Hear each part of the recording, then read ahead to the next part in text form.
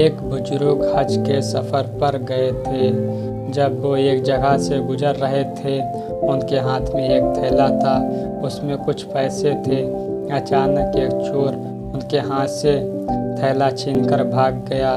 जब चोर काफ़ी दूर निकल गया, तब अचानक उसकी आंखों की रोशनी ख़त्म हो गई। आंखों की रोशनी जाते देख उस चोर ने रोना शुरू कर दिया। जब लोगों ने चोर से पूछा, भाई क्या हुआ? वो कहने लगा, मैंने एक आदमी का थैला छीना है।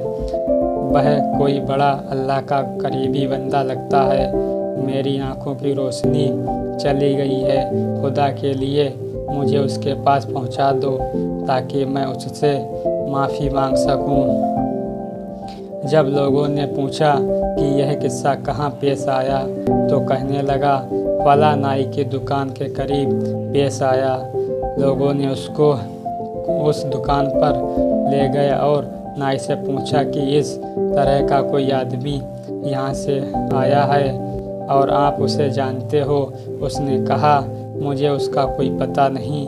हाँ, मगर नमाज के लिए वह आते जाते रहते हैं। अगली नमाज के लिए फिर आएंगे।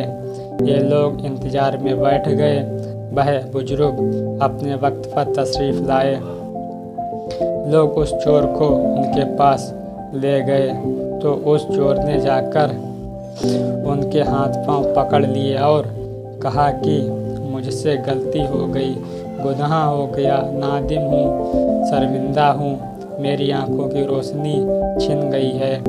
आप अपने पैसे वापस ले लीजिए और मुझे माफ़ कर दीजिए ताकि अल्लाह ताला मेरी आंखों को ठीक कर दे।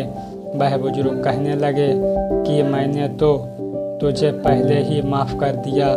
और यह सुनकर चोर बड़ा हैरान हुआ। कहने लगा, हजरत, मैं तो आपका थैला छीनकर भागा और आप कहते हैं कि माफ़ी मांगने से पहले ही माफ़ फरमा दिया। वह फरमाने लगे, हाँ, मेरे दिल में कोई बात आ गई थी।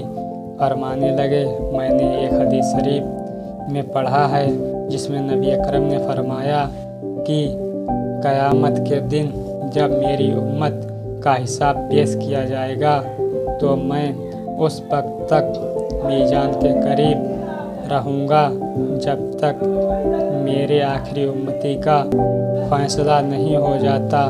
सुबहान अल्लाह।